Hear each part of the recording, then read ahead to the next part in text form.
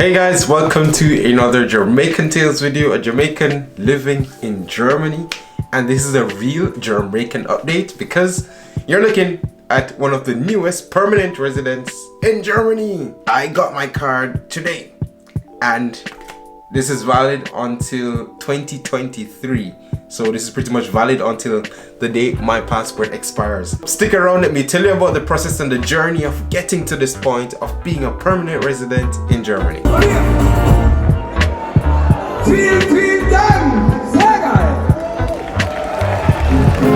My journey in Germany started out with studying, doing my master's here. And then when I was finished with my master's and I started working full-time, 6 years later, almost 7 years, I'm now a permanent resident. Permits that I got, so the permit to study here and then the permit to work for the first 2 years, all of these permits were bounded. So they were like maximum 2 years. That is not a cool feeling when every time, you think of there's some expiration day to living in this country. There's something about this idea of like this, this expiration date.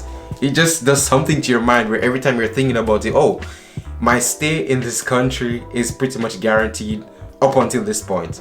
And there's some condition that I need to fulfill. So as a student, then I had to make sure that I had enough money on my account, on my bank account, and when I would go to extend my permit, then I had to prove to them that, hey, I can take care of myself. And occasionally you have to go and check in at the aliens.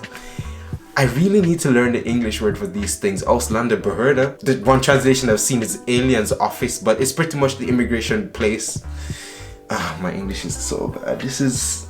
Anyways, you understand what I'm talking about. This is the place where the immigrants go to, or the expats go to get all their papers and stuff in order. Over the past couple years, maybe I've extended my permits at least 4 or 5 times, and each time it's at least 100 euros, 500 euros just to get a card each time to say you're allowed to stay in Germany. So I am happy that I now have a card that's valid for the next 10 years, and I don't have to be considering, oh, in 2 years I need to go back to this place to extend my permit and to deal with all the bureaucracy in this amazing country called Germany.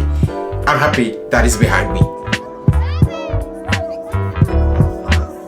There are a lot of conditions that you have to fulfill in order to apply for permanent residence in Germany. One of the conditions that you have to have had a residence permit in Germany for at least 5 years. It is also required that you have had to have paid at least 60 months of contributions to the social security scheme.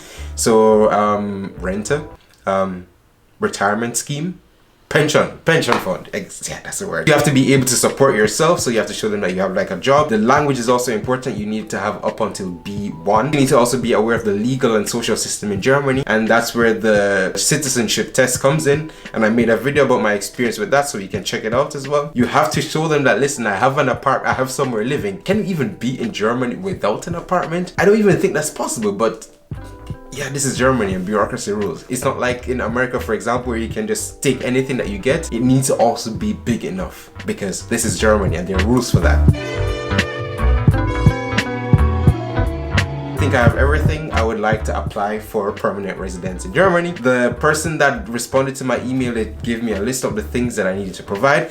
They said I could send it by email. First big surprise because yeah, this is Germany and paper rules. So I had to submit my last 3 pay slips, my rental contract to show them that I live somewhere, and then of course I had to give them proof of the citizenship test and also that I have sufficient German knowledge. I sent them all these documents and then they gave me an appointment date. You need to bring your photo, you need to bring your passport of course, and the cost for the permanent residence permit would be 113 euros.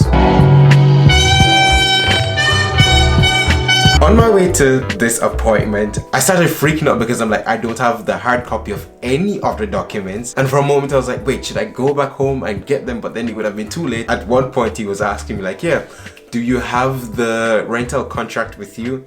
I was like, no. And then he was like, okay. In my mind, I was like, why did he ask in the first place? I mean, what did you want to see again? He was like, oh wow, I see that you renewed your passport. And I'm like, yeah.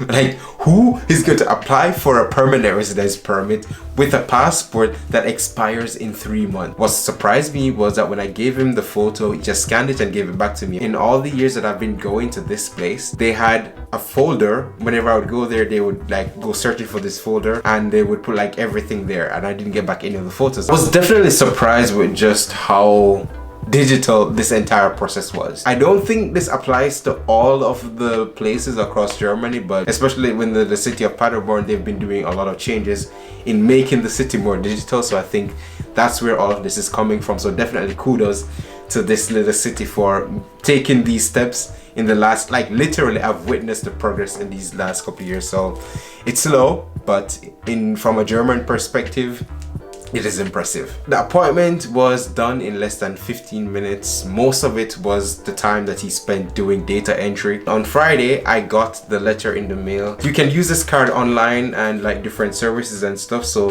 they usually send out this this letter with a pin code nicely sealed like this. Oh, that's good.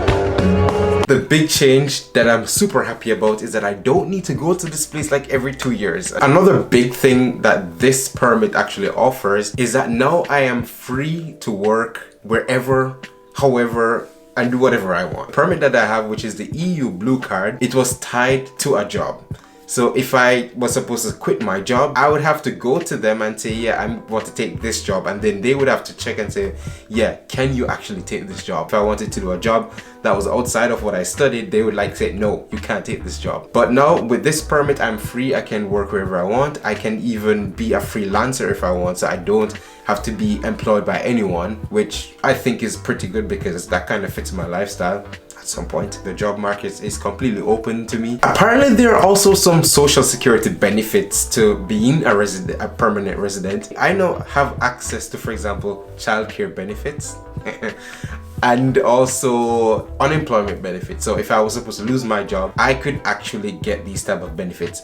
If I understood that correctly, even if I'm made redundant, for example, then I can get access to these unemployment benefits, which is, I must say, is also one of the craziest things about Germany, that you don't have a job and the state just pretty much gives you money until you find a job. If I want to get a loan from a bank, now it's possible with this permit. So before it would not be possible because, yeah, you're only here for 2 years, so the bank is not gonna say, yeah, come on, let's give you a couple thousands of euros and hope that you repay it and not just go back home. And if I also wanted to study, apparently I can also get financial aid from the state to do my studies. And the final benefit, of course, is that after 8 years, I can actually apply for German citizenship. In 2025, then technically I could just apply for German citizenship. But there's a little hook on that, which I talked about in a previous video, where I'd have to give up my Jamaican citizenship. And somehow I was just browsing the internet a couple of days ago and just was wondering, like, how much does it cost to actually give up your Jamaican citizenship? And it was like 1,000. When I saw the numbers, I was like, what? The reason I went checking for it is because when I was checking the conditions, like for German citizenship, they say, okay, if it's too expensive to give up your citizenship, then you can have dual citizenship. And I was like wondering, like how much does it cost to actually give up your Jamaican citizenship? Not that I'm gonna give up my Jamaican citizenship anyways, and it's not like I even qualify for German citizenship. There are some discussions about changing the laws to allow for dual citizenship. If that goes through, then maybe I can apply for German citizenship within a year or two. I am thrilled to have this little card, and yeah, it's definitely gonna help me to sleep better at night, and it will also open up a few opportunities for me in this country. And I also think it will also have some travel benefits to it as well, because now when I apply for certain visas, they don't need to even look at the date because I have a permanent residence. I can always come back to this country. So that's it. I got my permanent German residence, yeah, this is definitely fitting because I got the German residence permit and somehow I've completely forgotten English in this video. It's a good feeling that I got it, and I'm looking forward to see what will change. But let's continue the conversation down in the comments. Let me know this, what is happening. Let me get Let me know down in the comments if you've applied for German residency, permanent residency, or if you're planning to do it. And even in other countries, that'd be interesting. What's the process like? I mean, in America, for example, with the green card. Thank you guys so much for watching the video, and see you in the next Jamaican Tales video.